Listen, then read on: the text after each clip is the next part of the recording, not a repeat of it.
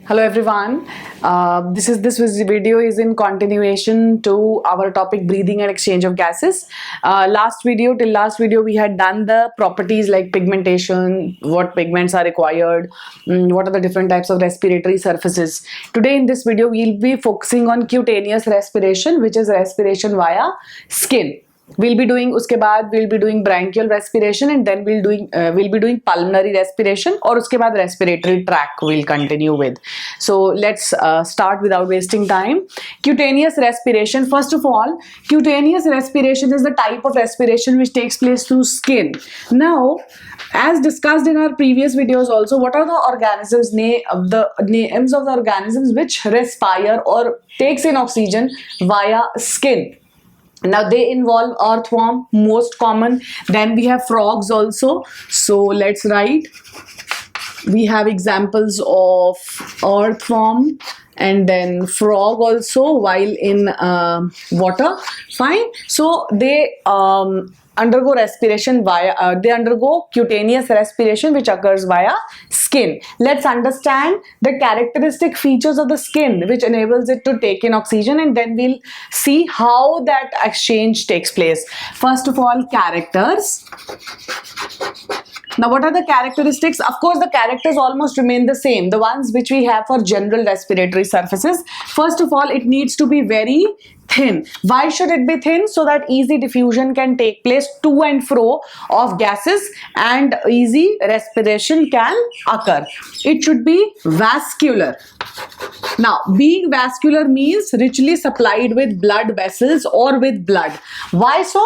Because when extensively blood vessels will be present in close vicinity to the skin, it can easily diffuse in gases. We'll be observing this, we'll be seeing this with the help of a diagram also.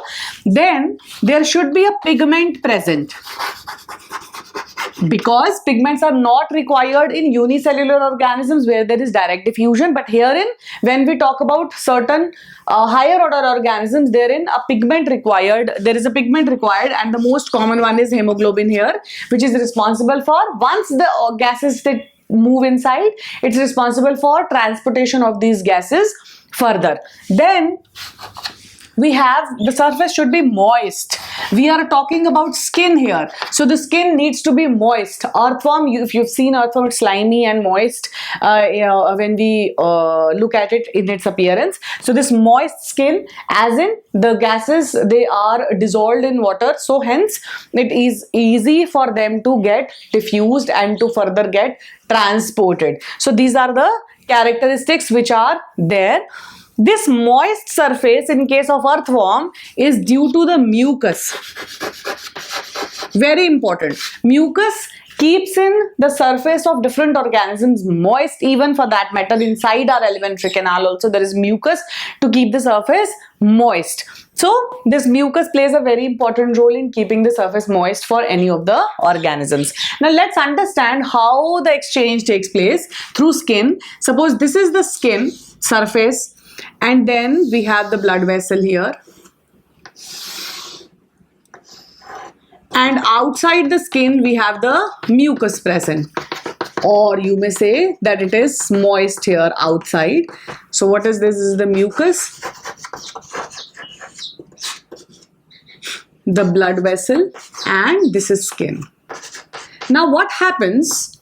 As we have understood, or when we'll be talking further about the pulmonary respiration also, whenever, let's write it here, very important pointer, whenever diffusion takes place, it takes place from high concentration of whatever molecule we have to talk about. We'll be talking about oxygen here. High concentration of oxygen to low concentration of oxygen. Very, very important. It always will move this side. So diffusion ka definition is the gases or any substances which has to move. It moves from high to its low concentration without any permeable when they are in direct contact. So now let's apply it here. As the surface is moist and it is taking this oxygen from the air. So what happens? The amount of oxygen when it dissolves with mucus on the skin, herein the amount of oxygen or the concentration of oxygen rises outside the skin, and of course this blood vessel is carrying blood which is rich in carbon dioxide. So here carbon dioxide concentration is more and oxygen concentration is less.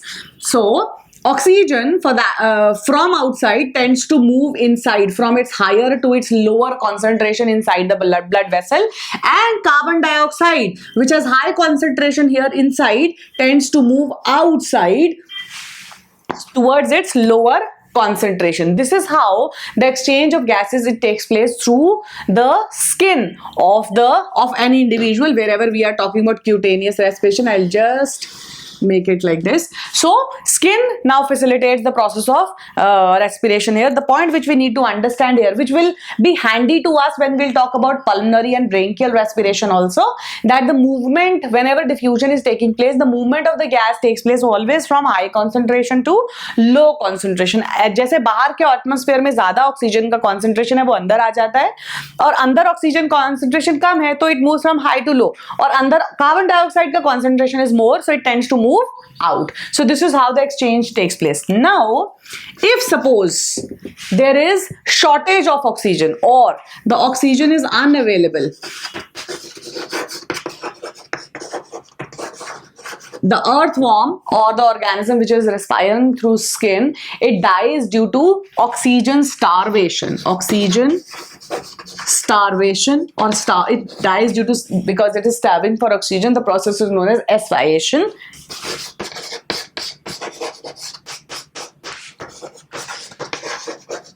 So the condition wherein the amount of oxygen level is less, so that is asphyxiation or asphyxiation, whatever you call it. So this is the mode of respiration in earthworm, frogs for that matter, wherein the exchange of gases takes place through skin. In our next video, we'll talk about bronchial respiration, where the exchange of gases takes place through gills. We'll talk about the types of gills, we'll talk about the structure of gill and how the exchange takes place. So keep watching, liking, sharing, subscribing. Thank you.